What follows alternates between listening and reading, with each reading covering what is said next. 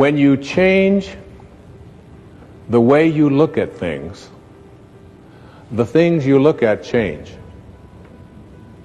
Albert Einstein once observed that you have the most fundamental and major decision that you have to make in your life is this: do I live in a friendly or a hostile universe?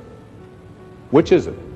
Is it a universe that is filled with hostility and anger and people wanting to hate each other and people wanting to kill each other? Is that what you see? Because when you see the world that way, that's exactly what you will create for yourself in your life. This is from great scientific minds.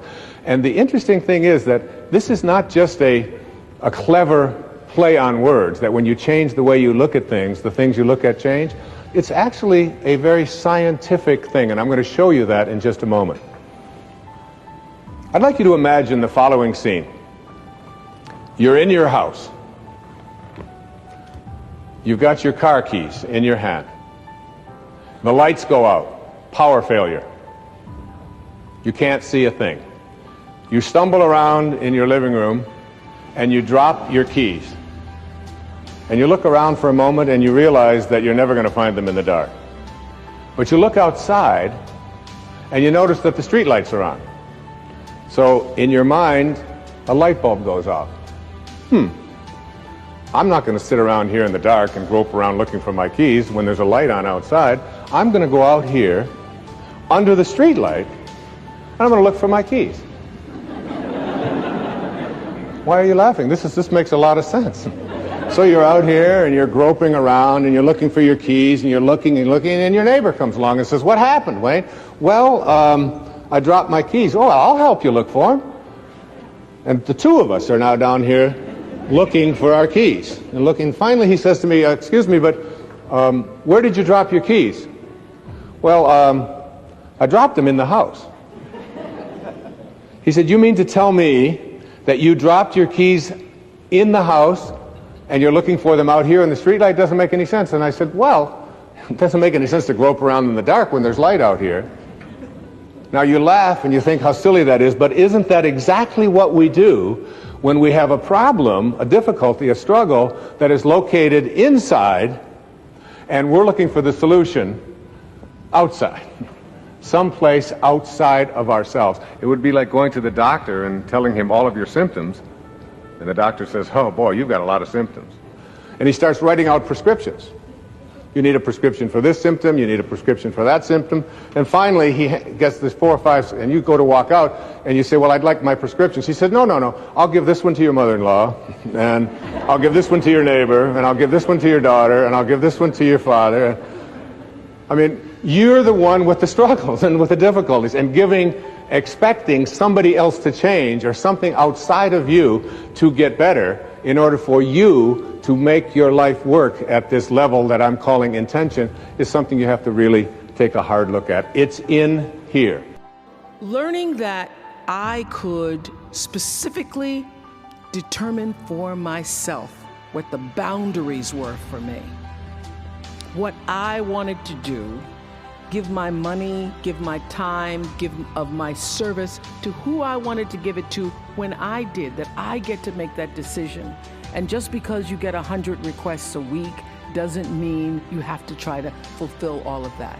Just because you have all of these demands on your time and on you doesn't mean that you have to say yes. You get to decide because you're the master of your fate, the captain of your soul, as William Ernest Henley said in Invictus. And understanding that really changed the meaning of my life, in that I was no longer driven by what other people wanted me to do, but took charge of my own destiny, making choices based upon what do I feel is the next right move for me.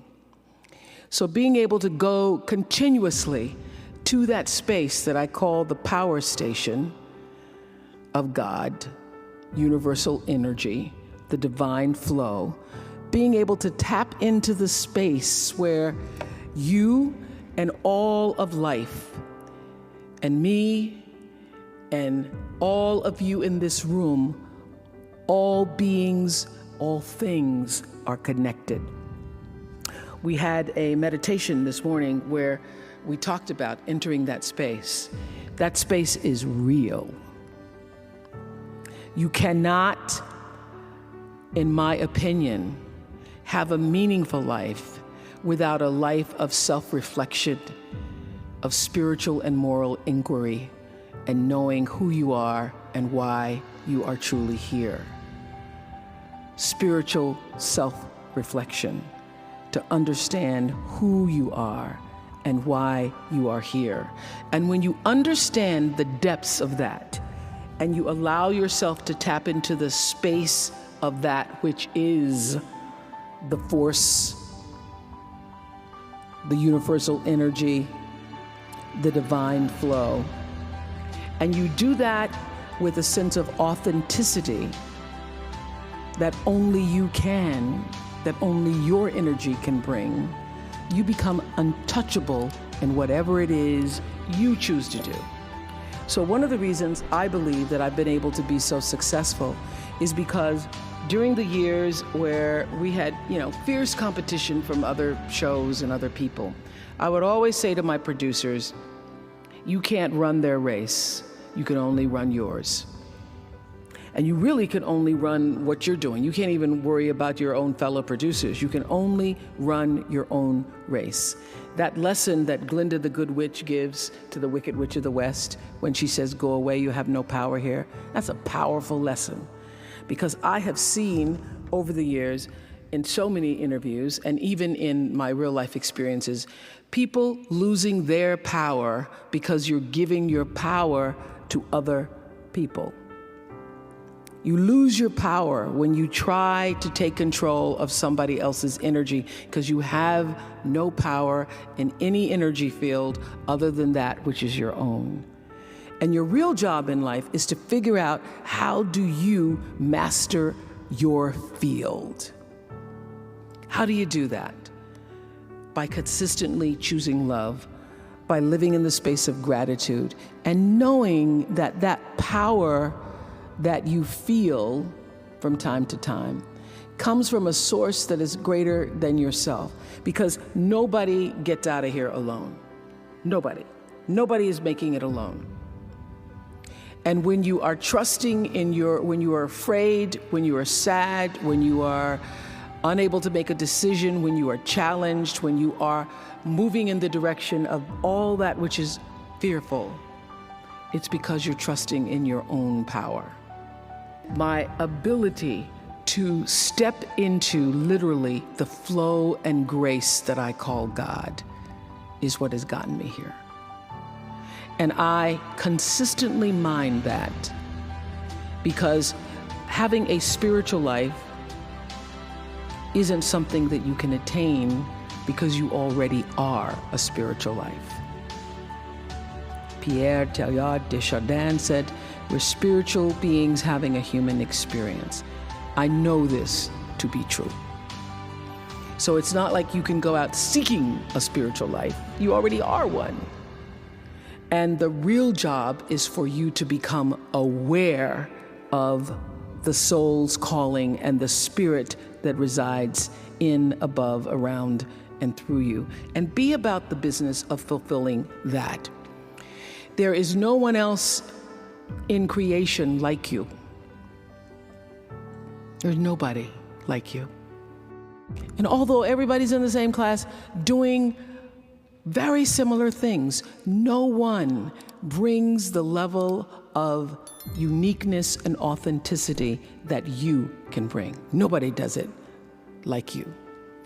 And understanding that what you have to offer, what you've come to give to the planet, is your gift, your offering in a way that nobody else can, and how much that matters.